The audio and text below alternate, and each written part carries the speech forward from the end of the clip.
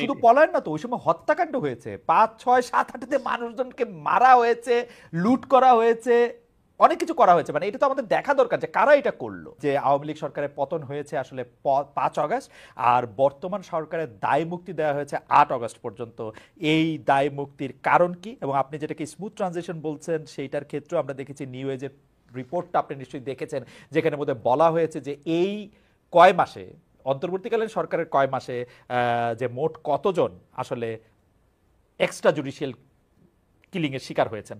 আপনি এই দুইটা বিষয় আমাদেরকে যদি একসাথে বলেন, তো তারপর আপনি এটাকে স্মুথ ট্রানজিশন বলবেন কিনা, এই এক্সট্রা জুডিশিয়াল কিলিংগুলির ক্ষেত্রে আপনারা এটা বলবেন কিনা, দায় মুক্তিটা ৮ আগস্ট পর্যন্ত দেওয়া হয়েছে কেন? দায় মুক্তির বিষয়টা এই জন্য আসছে, সেটা হচ্ছে যে আপনি জানেন যে ৫ তারিখে স্বৈরাচার হাসিনা চলে যান। তারপরে এই গভর্নমেন্টটা আসলে টেক ওভারটা করে হচ্ছে ৮ তারিখ সন্ধ্যায়।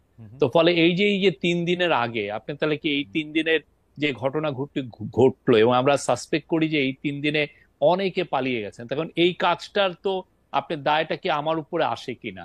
আমি তো টেক ওভার করি নাই, তো আপনি আমাকে এই টেক ওভারের ইয়েটা দিবেন কিনা? এই দায়টা অবশ্যই যারা সরকারের ফাংশনারি ছিল, পুলিশ ছিল, যাদের এই দায়িত্বগুলো ছিল, যে যাদের হাতে রক্ত, যারা এই ভয়াবহ রকমের একটা ম্যাসাকার করেছে, তাদেরকে অ্যারেস্ট করার, কিন্তু তারা ফেল করেছেন।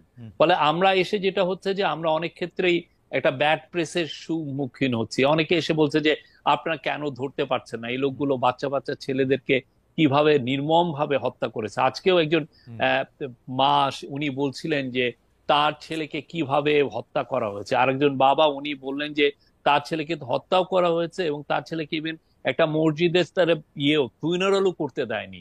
তারা ওই যে তার যে গোসল করাবে সেটা পর্যন্ত করতে দেয়নি। এটা আমার এখানে সেগুলোর দায়টা এখন।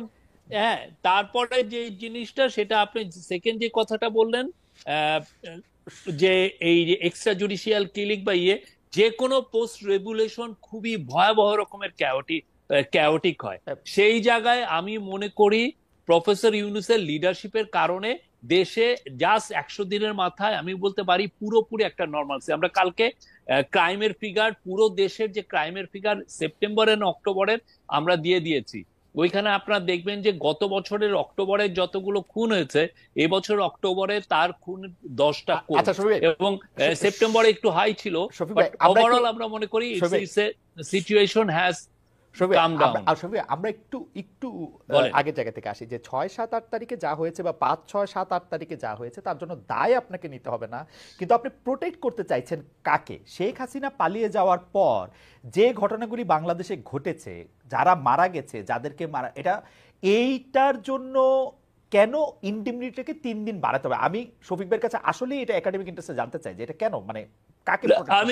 আমি কোন ইনডিমনিটি, কাউকে ইনডিমনিটি দেওয়া হচ্ছে না, অনেস্টলি কাউকে ইনডিমনিটি। যারা ওই সময় দায়িত্বে ছিল, এই লোকগুলো কেন দায়িত্বে ফেল করা হয়েছে এটা নিয়ে কিন্তু আমরা কাজ করছি। এটা নিয়ে জানা যাচ্ছে যে কেন এই লোকগুলো পালালো, কেন এই লোকগুলো পালাতে মানে আমরা ধরতে পারলাম না। শুধু পলায়ন না তো, ওই সময় হত্যাকাণ্ড হয়েছে, ৫, ৬, ৭, ৮তে মানুষজনকে মারা হয়েছে, লুট করা হয়েছে, অনেক কিছু করা হয়েছে। মানে এটা তো আমাদের দেখা দরকার যে কারা এটা করলো। এই যে টোটাল যে আপনার মানে এটাকে অনেকে অনেক ভুলিয়ে ফাঁপিয়ে দেখা হচ্ছে। তা আমাদের হিসাবে যেটা আমরা দেখি যে ১৫০ জনের মতো ইয়ে হয়েছে, এবং অনেক ক্ষেত্রে রিভেঞ্জ কিলিং হয়েছে। তো রিভেঞ্জ কিলিং এর ক্ষেত্রে আমার মনে হয় না কোনো ইনডেমনিটি দেওয়া হয়েছে। আচ্ছা, ওকে। ভিডিওটি পুরো দেখার জন্য আপনাকে ধন্যবাদ। চ্যানেলটি সাবস্ক্রাইব ও লাইক, কমেন্টস করে পাশে থাকুন।